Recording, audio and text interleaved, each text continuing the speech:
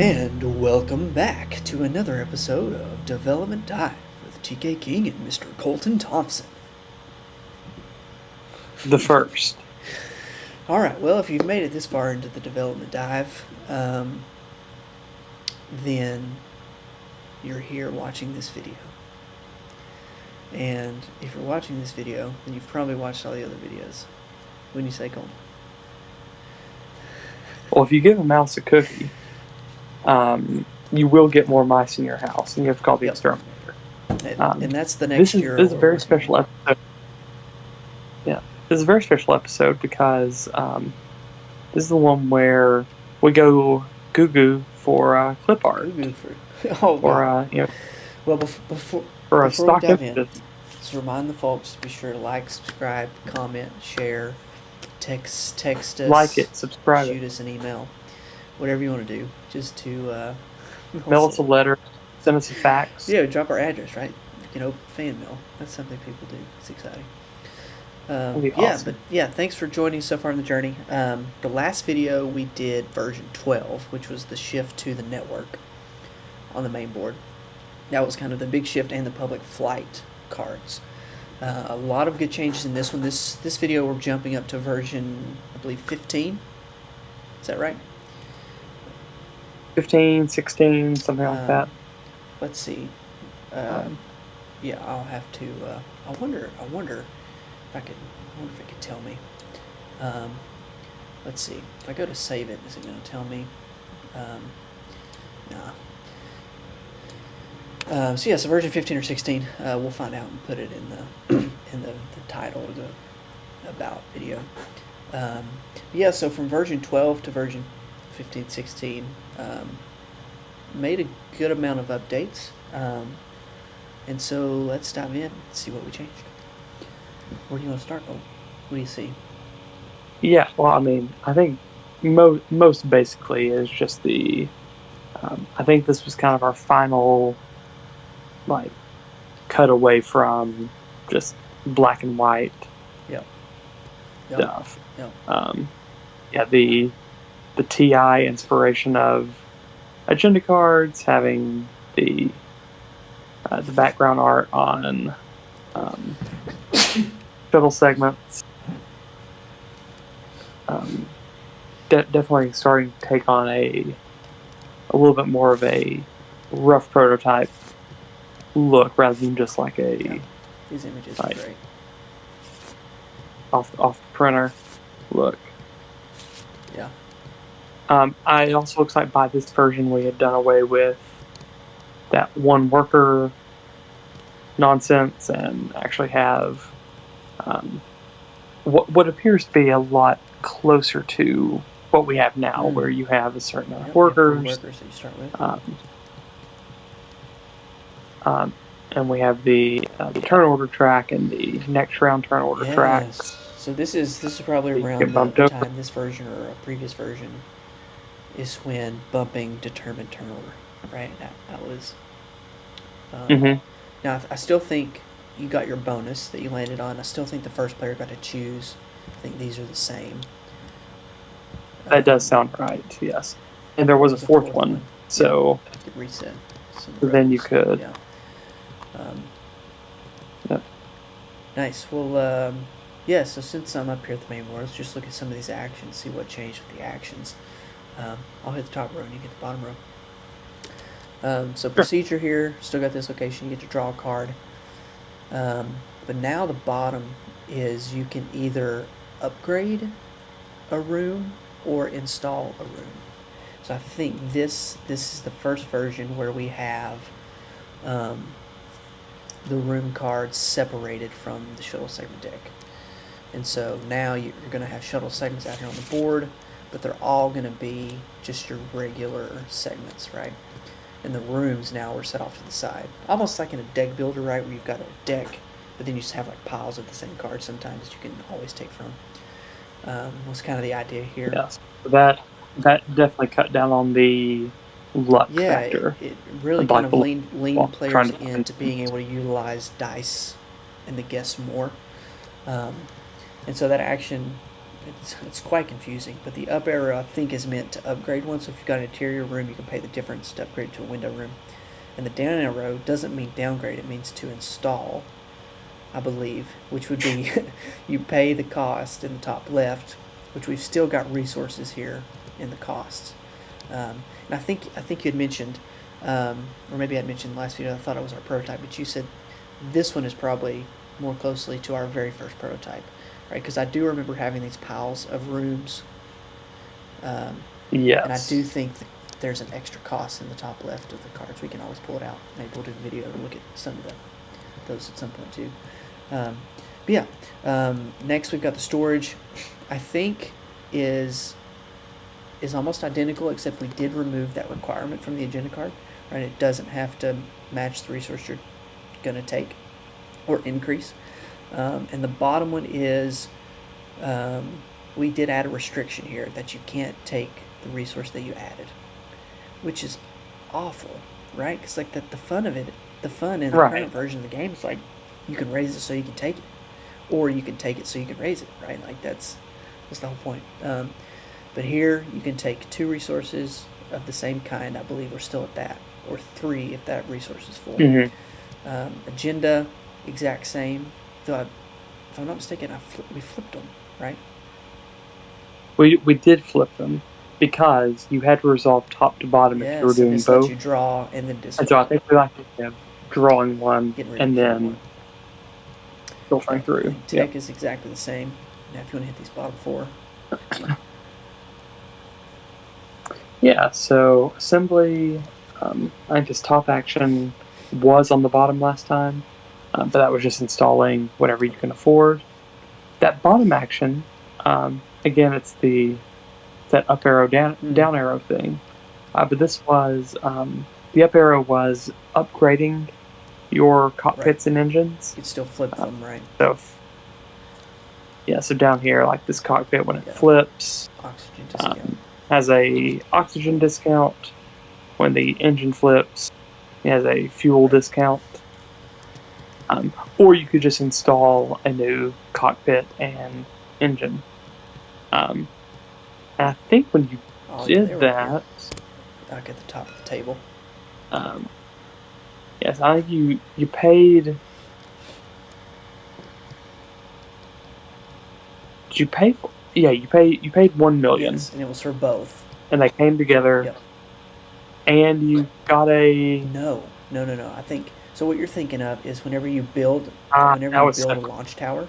So if you look at the launch pad, when you build a launch pad, you gain a cockpit engine. So you can basically gain a cockpit engine, or if you build a launch pad, you can just take one. I think is what it was. That's what it was. Yep. Yeah. So that was that action. Sales. Let's see.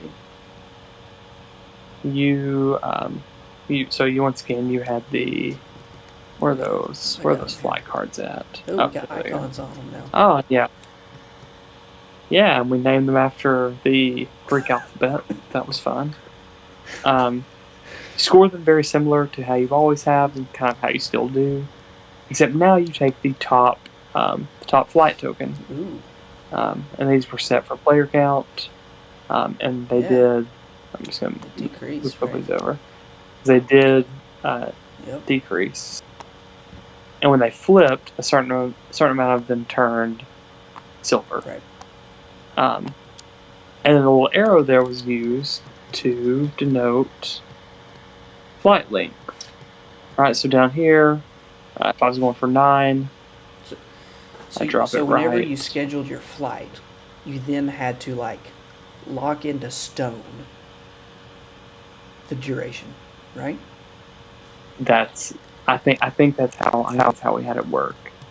And then if you couldn't launch, you just couldn't. Right? I think that's when you flipped it. Right here. Launching. Advanced flight launch optional, right? But if you didn't, you flipped it. Right. Yes, because at the end you were just looking for gold wings. Some based on, Yep. Yep. So that was that top action. The bottom action, you could just take up to 2 dice from the waiting list, put them into your room. So. I think I opened the wrong version, right? Because weren't we going to talk about the Switch? I think we were, but I think we said we were going to start with this one, and then show the next one. But if you want to go ahead and do that, but yeah, I'm going to tell you guys this is the last time that's going to be 4 duration. The next version we do drop 3 because I think a lot of things are similar in it. I say probably right. So let's see. It's gonna if this was version, it's kind of hard to scroll here. If this was version 15, I believe it's gonna be version 16. Let's load 16. That does sound right. Yeah, this takes it to us. Those numbers do sound like they should be next to each other. So now I can note that this is version 15. Yeah. So I think, just to kind of recap what we've already gone over, I'm pretty sure we actually had the actions up here. I think actions are going to be probably identical in this close of a version. Market may be a little different, but we can keep going here in a minute once we do cover. Most of them are the same. And I think everything else is very similar to what we already looked at, right? Like the different segments here, different rooms. I think flight cards are. We did have specific a 2-week, a 4-week, and a 6-week. So we had different cards. You had one of each, which does that is true. So you want to jump back to the waiting list here? Yeah, so let's see.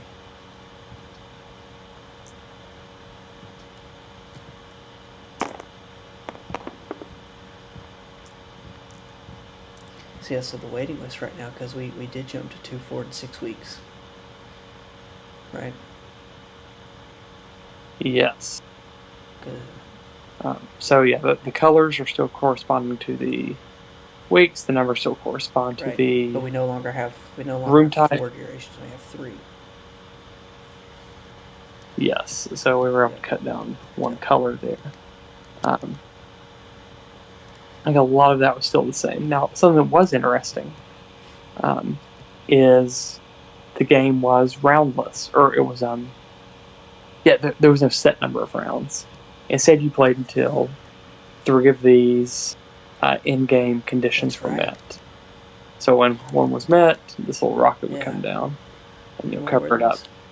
And these here were if flight number 1 was depleted, flight 2, flight 3 if they were depleted. If someone reached level 4, or I think if someone built a level 4 technology,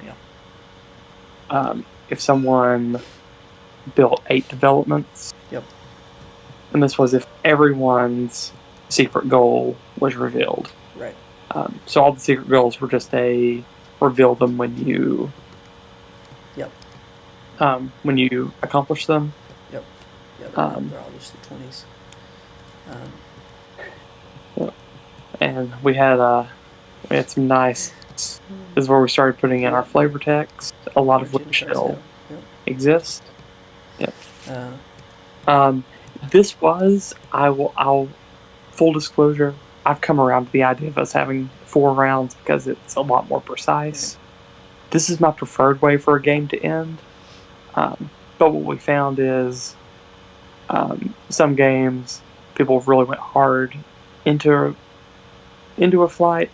Other games people would launch this flight and then launch this flight, and it would take forever for any of these to deplete. And then maybe no one would ever make it to level 4 tech. It was very swingy and unpredictable when the game would end. So we had to kind of make that tough call. So let's see, we had some other actions out here we didn't get to. 4 developments. Yeah, so market became just a one-way trade. You could either trade millions for resources or resources for money, but not like just one direction. Then the bottom action was you could just immediately you just install from the row. So very similar to that last one. Developments. That top action allowed you to pay other players to take actions adjacent to one of their developments. That could be anywhere, right? Like if you had a development somewhere on the board, I would just pay you 3 to take an action adjacent to it. I think yes, because you had to go to this spot to do it. Look at this. If you hover over it, it says pay 3 million to another player and take 2 actions adjacent to one of their developments. So this let you take. Yeah. So basically, you were accomplishing 3 actions on a turn instead of 2 actions. Yes, but like the first action was getting 2 actions. So it's kind of like getting 2 actions, but you just taken an action to get 2 actions. Then you still got your second action. Right. You're right. You're taking 4 actions, right? You're taking 1 that gives you 2 more, and then your actual second. Yeah. That's right. Which was crazy. Yeah, and then the bottom one was just paying the listed cost and building that development either in the network or on the launch pad. I think that was maybe all of it. Income was still determined by the outside here, 0 to and to get yes, which was much better because we were able to make these nice 10 with a 0. I did notice if you jump down to the player board, we have switched over to the next stage of the development. That was the shape for a long time. Changed the name to development, right? Because they were buildings for a while, and now they're called developments. And I think what's underneath them is going to be quite interesting.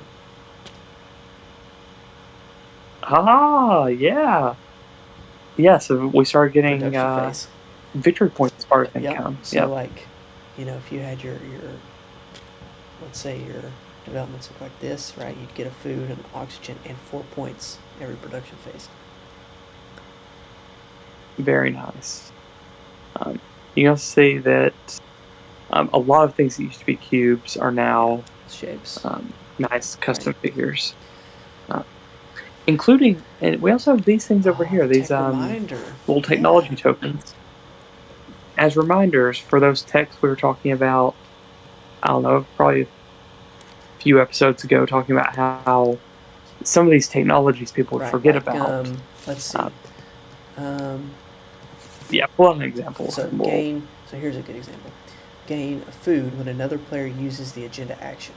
So if a white player, built a development on that tech, they would take one of these and place it here. Right? So that way, or here, or somewhere, as a reminder that if another player used this spot, white gets something. Yeah. And I'm trying to... So I see this one says 3 times... It's that 3 times? It's the level. Isn't it? The tech level? Because at some point we add levels here. I know, like level 1, 2, 3, 4. So like, if this is built on a level 2, it'll give you 6 points. If it's built on a level 3, it gives you 9 points. Yep. I like it. So that was different. And I thought when you were talking about these tokens, I thought you were going to hit this shuttle, which we can talk about now. I forgot about that shuttle. So whenever you launched, let's see. So it doesn't say it down here, but it will at some point. Also, the launching cost is different. I don't know if we want to hit that real quick. So we got 2 food per passenger, 2 oxygen per intershuttle segment, 2 fuel per week. Which got the fuel cost back to 12 again. Yep. And then the VP was just stars, dice values, length of flight times 2. We were kind of trying to compensate, right? Because we cut them in half. Flight card criteria, which has stayed the same so far. But yeah, once you launched, based on the number of wings you had on your launch token or flight token, we actually had a bag of wing segments up here. And so if I was getting 4 wing segments, I would take 4 of these segments and they would stack